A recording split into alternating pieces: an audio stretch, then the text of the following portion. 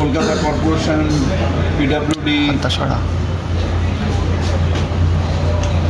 যারা সংস্থা করছে তারা সবাই আমরা ছিলাম, ইঞ্জিনিয়াররা ছিল, পুলক রায় ছিল। সেখানে ঠিক হলো যে লোড টেস্টের রিপোর্টটা আমাদের হয়তো এই সপ্তাহে পেয়ে যাবো। পেয়ে গেলে আমরা ম্যাডামের কাছে ডেট চাইবো যে টালা ব্রিজটা উদ্বোধন করার জন্য। আমাদের ইচ্ছা যে সিএম এসে করবে, চাষটাই আমরা উদ্বোধনের দিকে এগোবো। কোনো টেন্টেটিভ ডেট? আমার আশা করছি পুজোর আগে। প্রথমে নির্মাণকারী সংস্থা বলছে আগে ছোট গাড়ি কিছুদিন চালান, তারপর বড় গাড়ি চালাবেন।